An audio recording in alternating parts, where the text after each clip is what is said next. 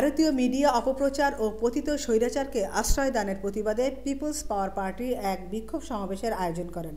সমাবেশে বক্তারা বলেন, সম্মানিত উপস্থিতি গণমাধ্যম কর্মী ভাইদের মাধ্যমে ডক্টর ইউনূস সাহেব আপনাকে বারবার অবগত করছি, আজকে এই পিপলস পাওয়ার পার্টির বিক্ষোভ সমাবেশের ভিতর দিয়ে আবারও আপনাকে অবগত করছি, আপনি জুলাই ফাউন্ডেশন তৈরি করেছেন।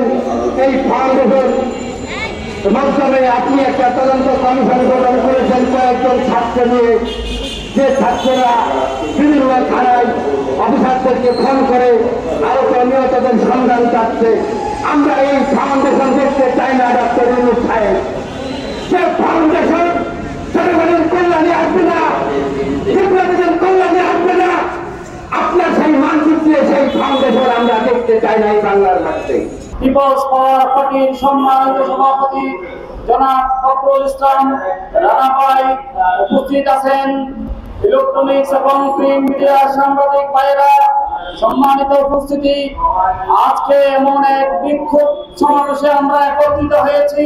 তার আগে আমরা এখানে কেন একত্রিত হয়েছি, আমরা কি বিক্ষুব্ধ হয়েছি, আমরা জানতে পেরেছি আমাদের এই বাংলাদেশকে নিয়ে ইন্ডিয়ার প্রচার মিডিয়া বিকৃত মানসিকতা নিয়ে, বিক্ষুব্ধ জনগণকে নিয়ে তারা মিথ্যা অপপ্রচার করছে। সেই মিথ্যা অপপ্রচারের প্রতিবাদে বিক্ষুব্ধ জনতা আজকে জাতীয় প্রেস ক্লাবের সামনে একত্রিত হয়ে তাদেরকে জানান দিতে চাইছে যে বন্ধুত্বপূর্ণ সম্পর্ক থাকবে, কিন্তু এর মধ্যে কোন ঔদ্ধত্যপূর্ণ আচরণ বা বিদ্রুপ এগুলো আমরা সহ্য করবো না। আমরা বাংলাদেশের জনগণ সকলে ঐক্যবদ্ধ আছি, আমাদের বিরুদ্ধে ষড়যন্ত্র করে কোনো ফায়দা লাভ হবে না। এই দেশে সাংবাদিক হত্যা থেকে শুরু করে রাজনীতিবিদ, বুদ্ধিজীবী সকল ধরনের মানুষকে গুম খুন করে এরপরে আয়না ঘরে নিয়ে বন্দি করে মাসের পর মাস, যুগের পর যুগ রেখে এই দেশকে একটা জাহান্নামে পরিণত করেছিল। কখন রাতের আধারে কাকে তুলে নিয়ে যায় এটার কোনো গ্যারান্টি ছিল না। ডক্টর ইউনূসের কপালের মধ্যে হাসিনার পতন লেখা ছিল বলে আজকে আমরা একজন নেতা পেয়েছি, তিনি এই দেশকে দায়িত্ব নিয়েছেন। ডক্টর ইউনূস যে পর্যায়ের লোক, তিনি চাইলে বলতে পারতেন আমার দ্বারা সম্ভব না, আমি দায়িত্ব নেব না।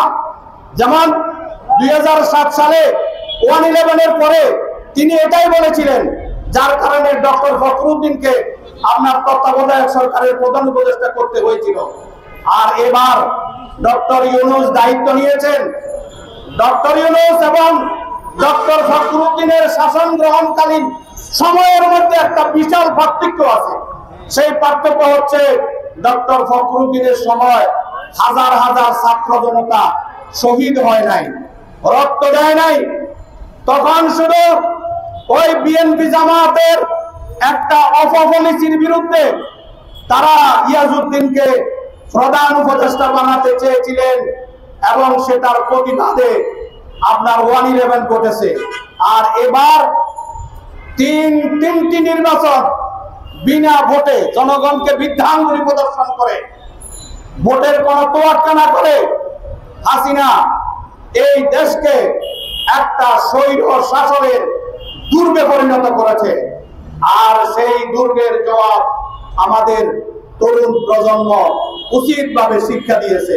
সবার আগে দেশ এই চেতনা ধারণ করে এদেশের মানুষ, এদেশের বাংলাদেশিরা, এখানে ধর্ম বর্ণ নির্বিশেষে আমরা সবাই বাংলাদেশি। আমরা আমাদের একটি বিশ্ব পরিচয়, আমরা বাংলাদেশি। আর এই পরিচয়কে পদাঘাত করে দিল্লির ষড়যন্ত্রের মধ্য দিয়ে আমাদেরকে বিভিন্ন অস্থিতিশীল অবস্থা সৃষ্টি করে, দাঙ্গা সৃষ্টি করে আমাদের দেশে আবার তাদের সেই কর্মচারী, তাদের সেই দাস শেখ হাসিনাকে পুনর্বাসন করার জন্য দিল্লির ষড়যন্ত্র শুরু করেছে। তাই ধারাবাহিকতায় মিডিয়ার মাধ্যমে আপনারা দেখেছেন যে নানান মিথ্যা, সম্পূর্ণ 100 ভাগের মধ্যে 100 ভাগ মিথ্যা কথা বলছে। তাদের কলকাতা টিভি একটি কথা বলেছে যে বিজেপির লোকজন তারা মিথ্যা কথা বলে, তারা মিথ্যা কথা বলে সবাইকে বিভ্রান্ত করে।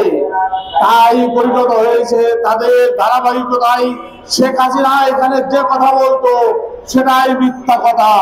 তাদের এই ষড়যন্ত্রকে এদেশের মানুষ রুখে দেবে ইনশাল্লাহ।